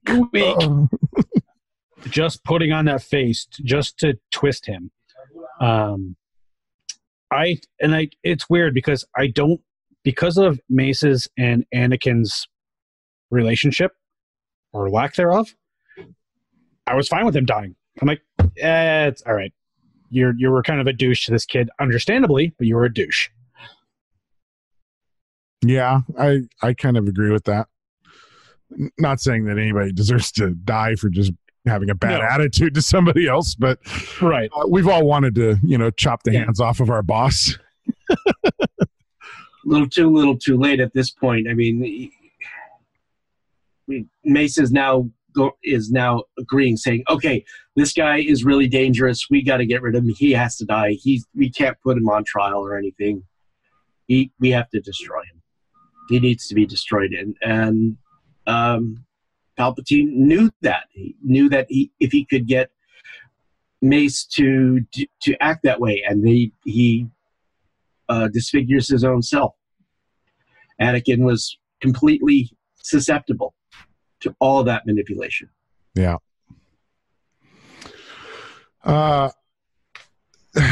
Anakin then pledges himself to Palpatine and gets the name of Darth Vader. The interesting thing I find with this giving himself over to Palpatine is the whole point here was Palpatine alluded to the idea that he knew how to cheat death. And in this very moment says the ability to cheat death has only been discovered by one other. Together we can find the secret. It's like Yep. immediate 180. Like, I don't really know what I was telling you, but now that you're here, we'll figure it out. It's like, whoa. And Anakin doesn't catch on to that at all. Sad. Yeah. I was really weirded out by Palpatine's voice in this scene. It got so graspy and rumbly. I don't know if it's from the lightning, but then it goes away. It goes back to Palpatine, Emperor, the voice that we know. It was interesting. I didn't quite understand what they did there. Well, he also did that in Jedi when he's taunting Luke. So, and I hope that everybody, Yeah, but there's a sequence where they actually processed it way deeper. Oh, way too much. Yes. Yeah. No. Yeah. Order 66, I thought was pretty brutal. Just jaw dropping. Yeah. Especially for Star Wars. Yeah. Also had a lot of really cool looking planets that I wish we'd spend some time on. You only get that if you start playing any of the video games at this point. Yeah. Yoda, however, wasn't caught off guard because he, like Obi-Wan in the original trilogy, was able to feel the loss through the Force and knew something was up. And Anakin kills the younglings. I don't know about you, but that's unforgivable. I love the scene. Yeah, there's no coming back from that. Yeah. I love the scene of Anakin with his troops and the music going into the temple.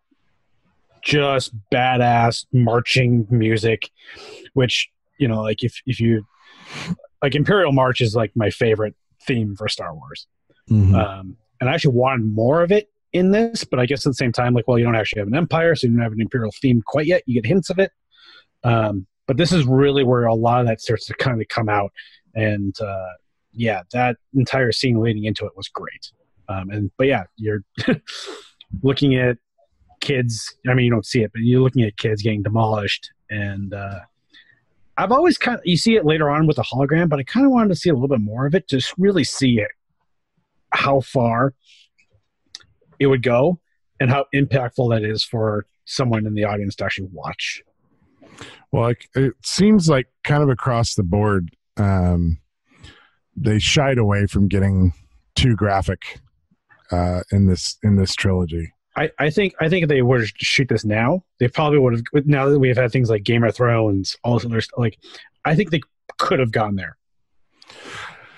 I guess it's still the question of who is Star Wars made for? Is it made for children or is it made for adults? Yeah, I guess Rogue One was really the first time we really saw it go there. Yeah. Yes. Definitely. Yes, and adults love that movie. Yep. This one in particular. So Obi-Wan gets shot down by Captain Cody, his buddy. The interesting thing there is Obi-Wan gets to use his underwater breather from his Jedi utility belt again. Yeah. Nice to see that return. And his technology hasn't changed. Well, if it works, right? Let's see what else happens. This is where we get our first glimpse at Mustafar as well, which growing up, always wanted to see Mustafar, always wanted to see that lightsaber duel on the side of a lava pond. So suddenly seeing Mustafar show up was exciting. Mm-hmm. It still gets me excited when I watch this movie. I'm like, yeah, here it comes. I know what's coming. It's also when Palpatine makes his decree of becoming emperor and creating the first galactic empire. And Padme says, "This is how liberty dies," to thunderous applause. We've had some election stuff this week. There's a lot of politics here at home. I can't help but, in my mid-40s, in the current political climate we've got going on, draw parallels to things that I'm seeing on this film. I agree completely. And that's exactly what I quoted that scene a couple of years ago this night, actually. So, it's a definite mirror of the times. But written 20 years ago. So go figure. I think the point here is this stuff is cyclical, right? Yes. Politics, culture, society, everything that happens is cyclical. Rise and fall of empires is kind of the natural way of things. Obi-Wan and Padme on the veranda. I loved Ewan McGregor's performance in this scene. He's so gentle with her. He's so caring, but he also finally lets her know, "I know your secret." Oh yeah, I know it's Anakin's. Yeah, Anakin is the father, isn't he? She hasn't told anybody she's pregnant, right? And he just, as he's leaving, that's what he says, and he says, "I'm so sorry," without her even responding. Which leads me to think, poor Obi-Wan, he's always kind of known or suspected that this has been going on. And unfortunately for him, it's that knowledge of knowing that's how he's able to find Anakin. Right. Because in some ways he's manipulating Padme to go find him. Qui-Gon's been a good teacher. Right? But Obi-Wan's way more subtle with it. Totally. He's way more subtle, but you can definitely feel that he was also sad for it. Yeah. Sad that he's having to do that. I'm with you, Dave. I think it's one of Ewan's. There are a lot of parts in this movie where I feel Ewan really hits it out of the park in his acting on some of this stuff. Yeah. And this is one of those for sure. And they actually expand a bit on Obi-Wan's character in the Clone Wars cartoons. And there is a point in time where Obi-Wan falls in love with somebody and is in fact willing to leave the Jedi Order for it. Satine. Yeah. So interesting that that's the name, Moulin Rouge. Yeah. Mm-hmm. Okay. Really? I haven't watched any of the Clone Wars. Yeah. Oh, good. So in a way, and maybe it's a little bit of retconning because those Clone Wars cartoons came out after this film, but in a way, it does set Obi-Wan to be a sympathetic character for what Anakin's going through, which you do kind of sense a bit of in this scene, which I think is cool. So, of course, Padme rushes off to go find Anakin on Mustafar. Can I add one thing real quick? Yeah. She has to change her costume first. Right. You get the braid droids. When Obi and Yoda come back to resequence the code, right? You see Yoda throw a lightsaber. The first time that's ever actually done. Right. And awesome, because you've seen it in, again, video games and the other stuff. But the first time on film, you actually see a lightsaber being thrown and stayed on as it wouldn't happen. That's true. Very true. So Padme confronts Anakin. I want this scene to be good, but the lack of chemistry between the two of them just makes it feel very I don't know. It's just me. Ugh. Force choke me. Get me out of this scene. I don't know. I wonder if because of the age of Natalie Portman and the actual age of Hayden. That the two of them didn't know how to reach in for the love hurt and stuff like that because neither one had experienced it. So they on a personal level didn't know how to find the chemistry to make that work. And, you know, obviously directing wasn't helpful, but at the same time, you know, there's been plenty of times where the directors don't know how to direct that part, but an actor can find it if they've experienced a strong enough feeling like that before. Yeah. And I just have to wonder if because of that, it was hard for them to hit that. I think Portman was fine in the scene when she's crying and saying, "You're going down a path that I can't follow." Like I felt for her, but Hayden just it's like he's in a different scene. You know, and maybe that's the point is, you know, he's so far gone. He's not really registering her pain. Well, that is a good point because he has gone to the dark side. Now he's trying to pull her into it, and she has no inclination of doing that. She already has the mindset that they are in love, that they were going to be a family together, and he's taken it someplace completely different. Yeah. Yeah, and I think it's supposed to feel so disjointed because, like Steve says, right, you know, he's gone to the dark side at this point. So they're not even on the same plane anymore. So her feelings and his feelings, though both very powerful, aren't even for the same thing anymore. Exactly. So I think it's supposed to be off and it's supposed to be off-putting a little bit because that's why. I mean, he is that so far gone. Yeah, because in moments later, you see Obi-Wan at the top of the ramp to the ship, and they're dressed similar. Padme and Obi-Wan are dressed similar. They're both in lighter clothing.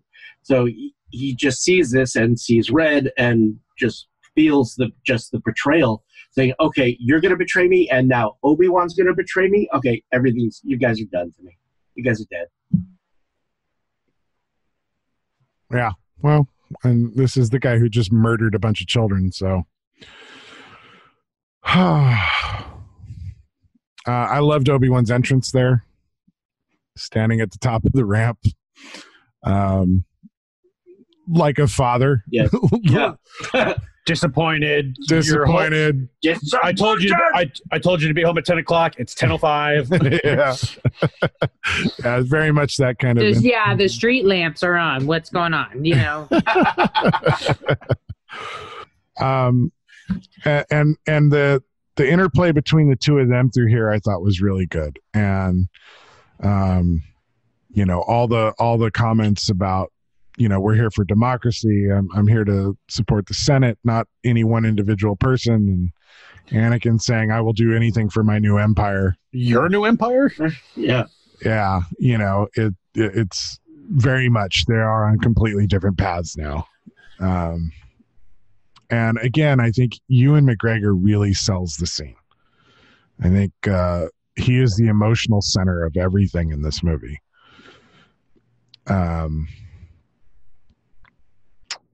Yeah, and Padme choked. One other thing I noticed is as they're circling each other, Anakin and Obi-Wan talking to one another, Anakin's completely full of talking about his plans, his desires, whatever. Obi-Wan's first impulse is to make his way over to Padme and check and see if she's okay. I don't know if anybody else noticed that. Yeah, definitely. Yeah. Yeah, so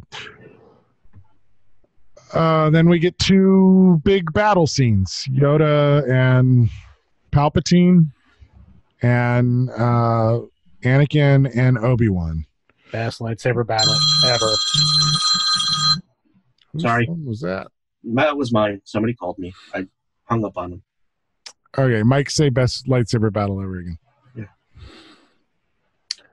Best lightsaber battle ever. Yes. I love that battle. Yes. The amount of dedication that those two had on and off screen to fence and practice that hours upon hours in between scenes, they've talked about it, many a time, shows immensely in this entire scene. Yeah, it's so clear that these guys dedicated themselves to getting this part of their performances completely down. And as Star Wars fans themselves, as Star Wars fans ourselves, I really feel like they delivered the goods on the lightsaber duel that everybody had hoped they'd see at some point. Mm-hmm. I take a few issues with some of the decisions creatively, like ending up on those two droids floating over the lava. Yeah, that was a bit much. When that happened, I kind of go, really? Just it's the cartoony, Yeah. But that said, that's not the fault of those two actors. I think their physical performances here are incredible. And well, the speed these guys are going at it too is just, watching it, I always felt it's been the best one, but watching it again, you still just get so excited to see it. And you're like, when they're about to start and they go at it, you just go, yes, here it is. So, especially since it's only been 2 weeks since we saw Phantom Menace, where that was the first time you really saw fast, good lightsaber battles, especially with the duel. Now to see it even progress even more is like, oh, this is awesome. Yeah, because back in Phantom, even Obi-Wan was still he wasn't a master yet, So to see how much he's progressed as well to this point, and then obviously Anakin, it's been talked about how well his lightsaber is.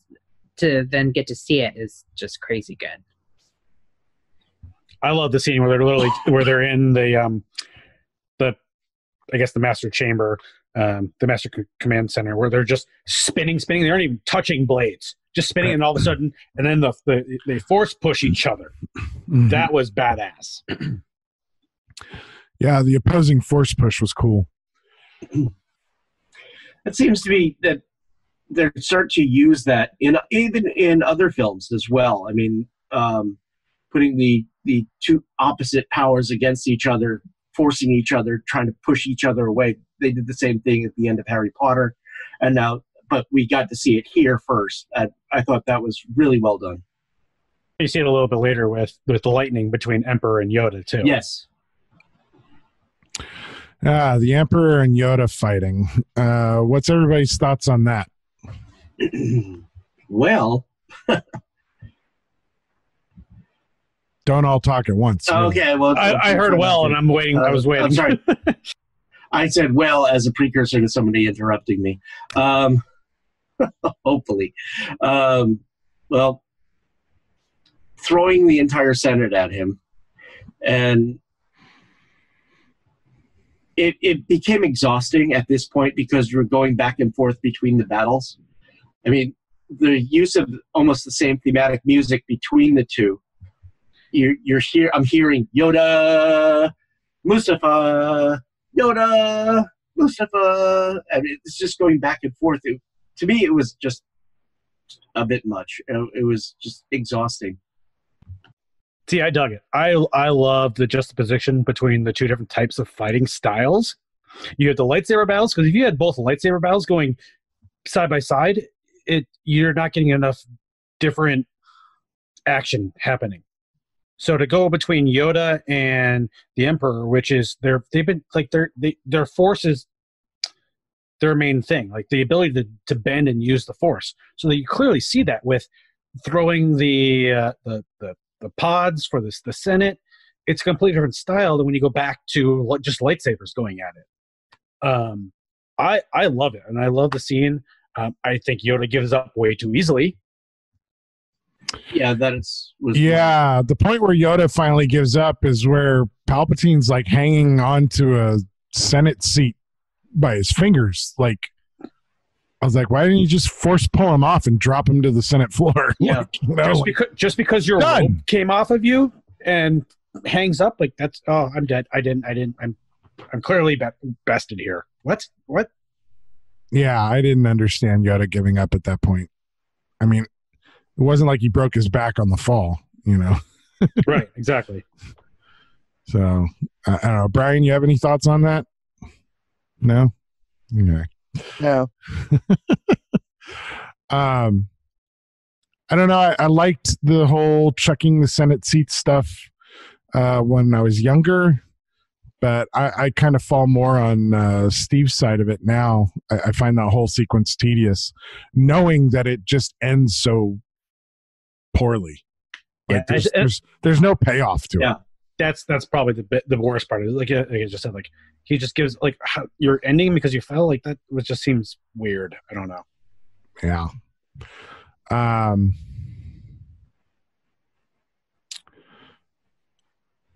The high ground. Anybody else see that meme this week where it's in the Palpatine's office where Anakin's got his lightsaber turned on behind his back and it cuts to the wide shot and Palpatine's standing on a stool? No, I didn't. And Anakin's like, what's that about? Nothing. Don't worry about it. A little bit higher than you. I thought it was really funny. The high ground thing is interesting because just before this, Anakin had pulled off doing a somersault jump over Obi-Wan and landing behind him. The exact same thing he tried to do in this part that ends with him getting sliced to pieces. But the difference is this time Obi-Wan's higher and can actually reach him. Right. I don't know if anybody else caught that it was a repeat performance from Anakin on a move, and Obi-Wan knew he could take him this time because he wasn't going to be able to clear him with as much distance. I noticed it this time. He swings up at Anakin as he leaps in the first jump and then turns around and swings at his legs when he lands, but Anakin's just out of reach on both swings. Mm-hmm. This is when he jumps from the floating robot to the platform, right? And then yeah. So when he pulls that off, he's able to clear Obi-Wan's reach the whole way over. But this time, like, and Obi-Wan knows Anakin's moves, right? So he's like, don't try it because you're at the disadvantage now. So Obi-Wan does try to talk him out of it, which I think is an important thing. Because you still see Obi-Wan trying to reach out to Anakin in the very last moment. Right before this, it's I failed you. Like he's just the pity that you feel for Obi-Wan. I failed you, Anakin. I'm sorry. I failed you. Well, and you feel like he's also kind of saying that to Qui-Gon too, right? Probably. Yeah, definitely. I failed the two people I've cared about the most in my life. It's gut-wrenching for Obi-Wan. How does Obi-Wan and everyone find out that Anakin is Darth Vader? Just seems like that wouldn't be because he's now Darth Vader. Him and the Emperor doesn't seem like they would go around broadcasting that, oh yeah, this used to be Anakin but now he's half robot. So, but it just seems like it. Well, actually, if you read the new Thrawn novels that are out, Thrawn worked with Anakin when he was a Jedi, and then works with him as Vader. And Vader, nobody knows that Vader was Anakin, except the Jedi. The Jedi. I think the Jedi can sense it. They can, Anakin. Oh, yeah, Anakin's they not know gone. Who he is. Yeah. So, only Yoda and Obi-Wan knew. Yeah. So interesting that I was thinking about that. I'm like, how? Yeah, I guess besides sensing it. And it actually becomes a huge plot point for Leia's story in the novels. Again, the newer novels, not the extended universe, but the newer novels. Years later, it's the discovery that Vader was Anakin Skywalker by the public that drives Leia out of the Senate. And Ben is out training with Luke when he finds out. Oh, interesting. So he doesn't even find out from his parents. He finds out from the news, which is also part of his fall and his leaning to the dark side, is this disconnect he has with his parents. Wow. And it's told through Leia's perspective in one of her books. It's very, it's heart-wrenching what she's going through when that becomes released. Because all of her fears about Ben finding out the wrong way come true. And it's sad. My favorite reveal is Rebels with Ahsoka. The battle that they have underneath the pyramid as it's crushing down. Right. Yeah. And she covers off half of his face, and that was. You were waiting for it for a while for them to come at it, but yeah, the Ahsoka Tano storyline with Anakin is beautifully told through Clone Wars and into Rebels. Yeah, wonderful bit of storytelling all the way through that. So now the big question is, why didn't Obi-Wan just put Anakin out of his misery? Why did he leave him there half burnt to die slowly? Worst death ever. Does anybody have any thoughts on that? I mean, I've always wondered that myself. It's just, he's just like, okay, bye. I mean, I guess at that point, does a Jedi not harm an unarmed man? I don't think he's able to just. David. I'm sorry. God. Really? Old Stubbs McGee. Stubbs McGee. Why didn't he help him or take him with him or kill him more? Put a lightsaber through the brain and be done with it. I don't think he can do it. He did tell Yoda, I don't think I could kill Anakin. Yeah, and you see that later on when you get into A New Hope. Yeah, even there he doesn't take him down. Nope. Even though he probably could have. Yeah. Debatable, but still, at that age, who knows? But yeah, it's still. Well, he took down Darth Maul just a few weeks before that in Rebels. Yeah. In awesome. 3 strikes. It was amazing. It was oh, dude. But again, if you're going so good. If you're going strictly from the movie perspective, it's Yeah, I don't know. I always have a issue with the fact that he didn't put his friend out of his misery. So, looks like Steve Schwartz lost his audio. I don't know why. We're going to continue on without him because we're almost done. Steve, if you can get back in, it'll be good to have you. If not, thanks for joining us. Oh, his headphones battery died. Okay, so at this point, we've got Palpatine picking up the pieces of Anakin Skywalker off the side of the lava pit, and Obi-Wan joins up with Yoda and Bail Organa on an asteroid base, which was kind of cool. Although I always think that an asteroid base would be a perilous place to put a base, just based on previous asteroid scenes we've seen. Well, and constantly moving too. Like at least with a planet or something or a moon, it's a slow rotation. Like an asteroid's a constantly moving thing. But still kind of cool. Does anybody else see the poetry in Luke and Leia being born at the same time as Darth Vader being born? Yep, absolutely. Well, and Padme dying. So it's birth, death, and life. It's an up and down. again, that cyclical nature of living and dying and everything in between, right? I'm not sure how I feel about Padme dying, though.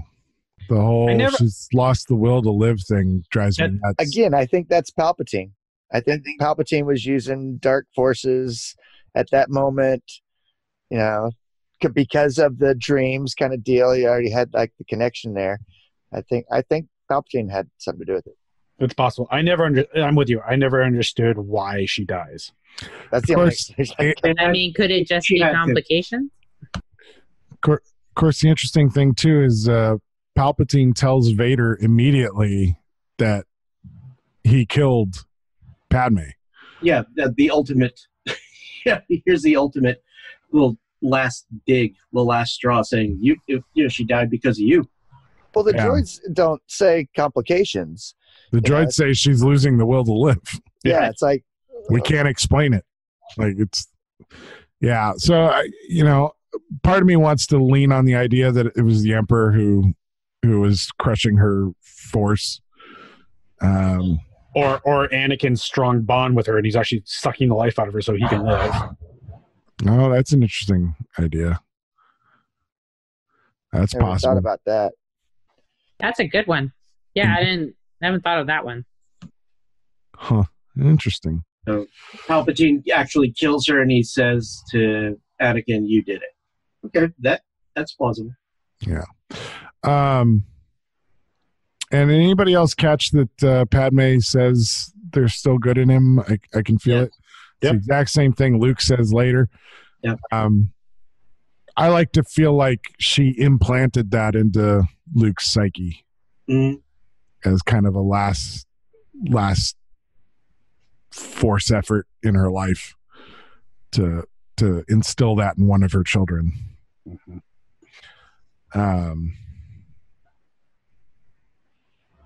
I thought she looked probably good. instills that in Leia too, then as well, because that's how Leia feels about Ben. Well, that's a good point too. Yeah, that's a good point too. Although at the end of The Last Jedi, she says, "I've lost him." She does let him go.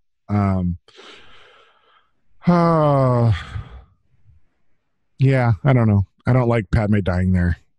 No. I wish she'd have made it a bit longer. But thematically, with the music in that entire sequence leading up to Vader, you're hearing all of the callbacks to Luke, the Luke theme, the Leia theme, when they're born, and then when the helmet is finally sealed and he's sealed within the suit, you hear the Darth Vader theme, just very melodically. Yeah. I love Anakin. The final thing is the helmet, right? And the red eyes of the helmet, which go away as you get later on in the originals. But yeah, that first breath that he takes, just perfect. Yeah, I thought visually the whole sequence was very well handled for the birth of Vader. Right up until he goes, "No!" Yeah. The one thing that pulls it away. Yes. It's the whole Frankenstein monster thing, right? Which I kind of get, but I think maybe pulls you out of the sequence. I'm perfectly okay with him destroying everything around him, being in complete rage and whatever. But it's the no that even if he just would have just yelled, I would have been okay with that. Yeah. Yeah. It was just a weak no. And we go on and find out that Qui-Gon is the one who's learned to cheat death, not the Sith. Yeah. So there's that. I find it interesting that the guy who was the most rooted in the living force has figured out how to command life past life. Oh, good point. Here's my question. Are we going to see Liam Neeson at the end of Rise of Skywalker? I don't know. I have a feeling we're going to see Ewan McGregor, though. Did anybody else notice him on Kimmel the other night with sporting his Jedi beard? Yes. Yes, I saw it. Kimmel's like, "What's his that about?" response was, "I'm just testing it out, and I'm in between because I got to film another. I have to film another film before I start the Obi-Wan series. So I was just, testing out the beard again, making sure it fills in nicely." Yeah, nobody does that. Yeah. What's that other silliness. film? Other film. I am fairly certain he grew the beard for the reshoots that have been happening. Yeah, but Mikey's right. I'm shooting another film before I start shooting Obi-Wan. Yeah, so why grow the beard right now? But I'm saying the other film is Rise of Skywalker. No. He was saying he has to get rid of it because he's got another film to shoot before he does Obi-Wan. That's what he was saying. Oh, is that what he said? Yeah. But the question arises, why bother growing it right now at all? And why take the time to grow it that full too? Yeah, and by the way, they've been doing and the all the haircut's reshoots. the right too. Yeah, they've been doing all the reshoots the past month and a half. I didn't even know that. That's interesting. So they've been doing the reshoots, and why not? Because they at least finally announced that he's going to be coming back as Obi-Wan. So,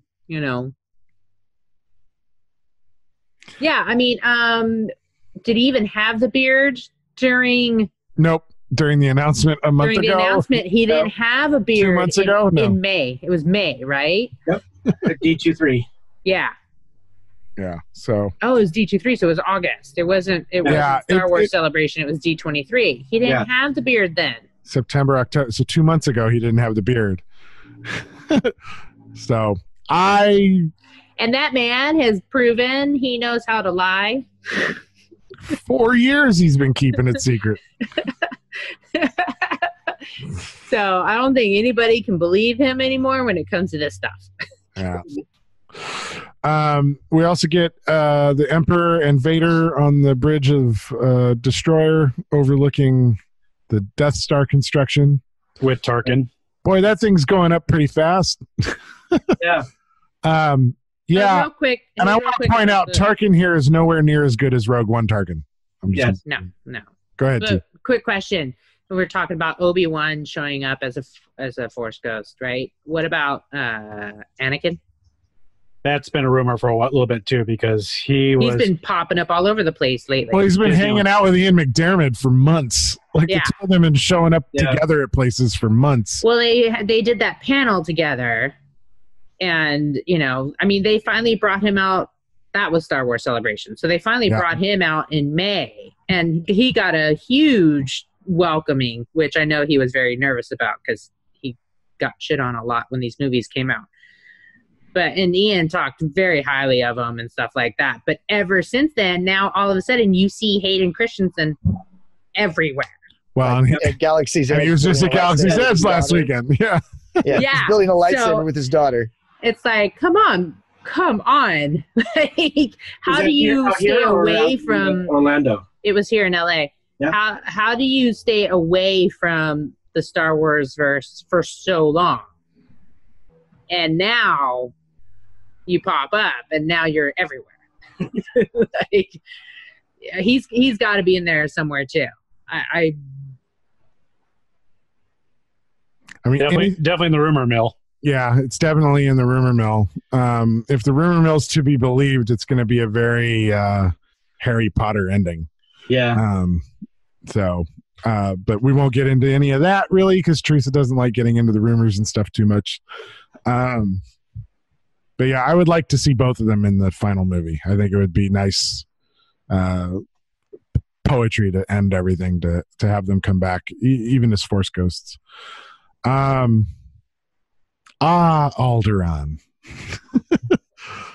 It's gorgeous to get to see Alderaan, since it's such a key component of the original trilogy. I love even like this. The film wraps up and connects everything very well. Yes. Into A New Hope. Everything from wiping C-3PO's mind. Yeah. Mm-hmm. Kind of makes. It's like, I always wondered. I'm like, well, he's a droid. He's going to remember all this, and then all of a sudden, oh, hey, wipe this droid's mind. Oh, okay, problem solved, I guess. Although, but not R2 is still R2. Weird. But yeah, no, Alderaan's pretty. Death Star, all that stuff really starts to circle around. Yeah. And then the poetry of the Tatooine sunsets, right? Binary sunset. Yep. I still question the wisdom in putting Luke in the Skywalker hands. You know, like if I was Anakin trying to figure out where my kids were, I'd at least check there. I've always wondered if he actually knows the kids survived. He doesn't even know that he had twins. Yeah, he ends up feeling that later on when he's dealing with Luke. Yeah. So it's been a long run through the prequel trilogy. Thank you guys for writing it through with me. Oh, it's been fun to go back. I love the prequels. I always have. I've always loved the prequels, but I've also always been the first person to admit that they have major storytelling problems. Oh, completely. Yeah. I agree. But I love the chances and the risks that were taken in trying to tell these stories. And I love the amount of advances that George Lucas put into filmmaking into these films. We wouldn't have the modern era of film storytelling that we have today if it wasn't for these movies. Yeah, now you have series all over that want to do prequels, which wasn't a thing before all this. Everybody's doing prequels. Yeah. So our next film to review is A New Hope, also known as Episode 4, also known as the original Star Wars movie. Which I'm a purist. I'm 12. You actually saw it in the theater, right? I actually saw it in the theater. Well, it'll be good to get your perspective when we get there. You say he's a purist? Yes. Yeah. Okay. Wow. Did everybody hear the eye roll coming from Teresa? Because I saw it on the screen, but yeah, I'm sure you could hear it. I think they felt that all the way on Alderaan. Yes. It rolled backwards through time to a galaxy far, far away. Yes, it did. So cool. Guys, thank you so much. Mike, thank you for joining us today. Absolutely, buddy. Steve, thanks for joining us today. My pleasure. Teresa, thank you for joining us today. Absolutely. And Brian, thank you for joining. No problem. All right, guys. We'll see you again in a week for A New Hope. This is Sci-Fi Sunday. I'm David Dawson. We'll talk to you all again very soon. Thanks again for joining us on the Sci-Fi Sunday version 2.0 podcast. And don't forget, you can call us and leave us your own voicemail of your review of any one of the Skywalker Saga films, and you may be featured in a future episode of Sci-Fi Sunday. Simply call us at 760-456-9469 and leave us your review of any one of the films from episode 1 all the way to episode 8. And we will be counting down the films over the next several weeks in the lead up to the Rise of Skywalker. If you've enjoyed this program, please check out our other podcast, The Intellectual Podcast. You can find it on our website at ixe.us, or you can find it on any one of your podcast players that you may subscribe to.